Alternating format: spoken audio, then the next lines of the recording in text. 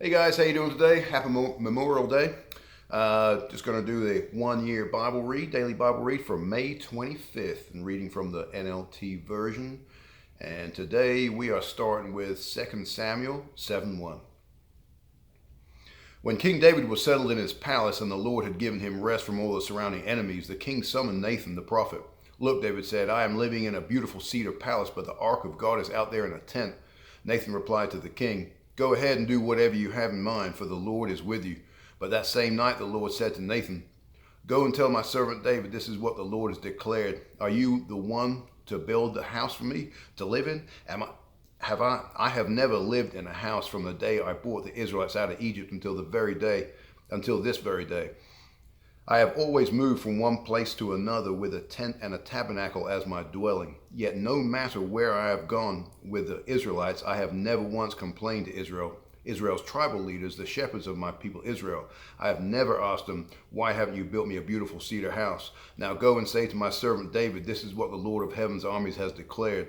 I took you from the tending sheep in the pasture and selected you to be the leader of my people Israel.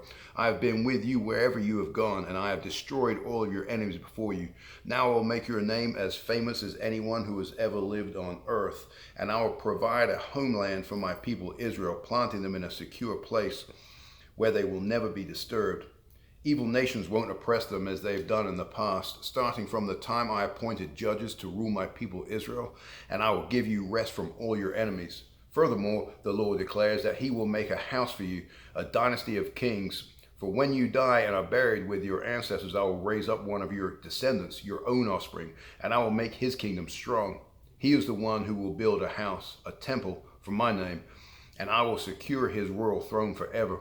I will be his father, and he will be my son. If he sins, I will correct and discipline him with the rod like any father would do.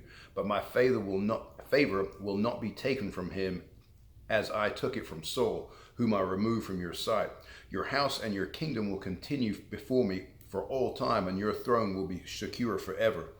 So Nathan went back to David and told him everything the Lord had said in his vision. Then King David went in and sat before the Lord and prayed.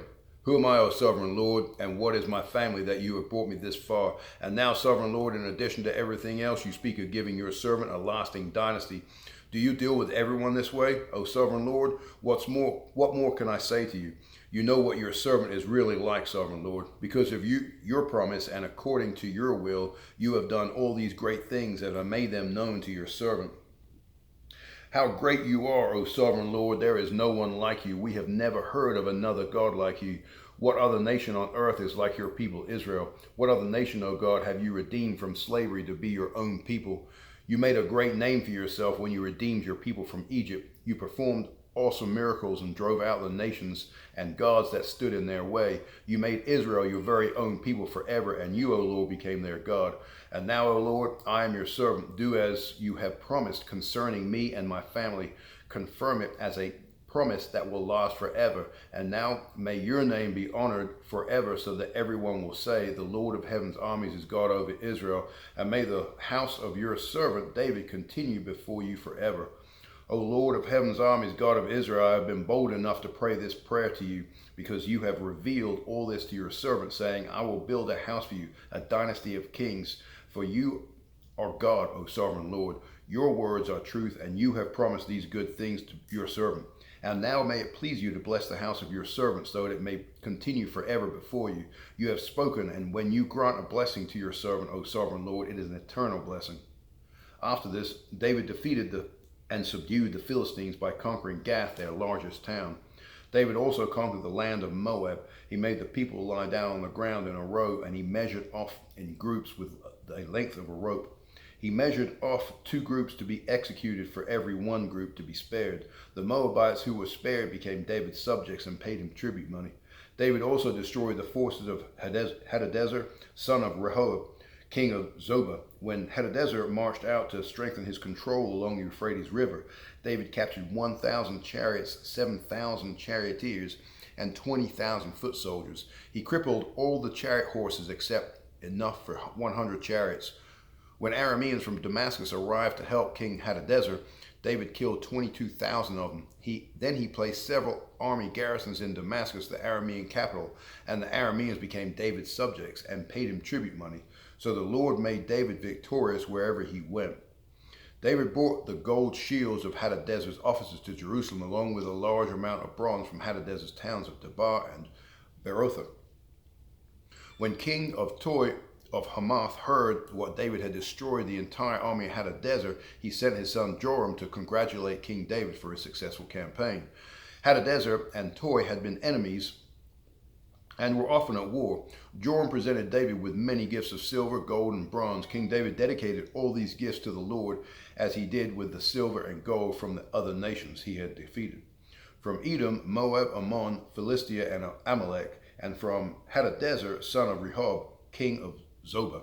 So David became even more famous when he returned from destroying 18,000 Edomites in the Valley of Salt. He placed army garrisons throughout Edom, and all the Edomites became David's subjects. In fact, the Lord made David victorious wherever he went. So David reigned over all Israel and did what was just and right for all his people. Joab, son of Zeruiah, was commander of his army. Jehoshaphat, son of Elihud, was the royal historian. Zadok, son of Ahitub, and Ahimelech, son of Abiathar, were the priests. Sariah was the court secretary. Benaiah, son of Jehoiada, was the captain of the king's bodyguard. And David's sons served as priestly leaders. Okay, guys, we're going to move on to John 14. If you love me, Jesus, obey my commandments, and I will ask the Father, and he will give you another advocate who will never leave you. He is the Holy Spirit who leads into all truth.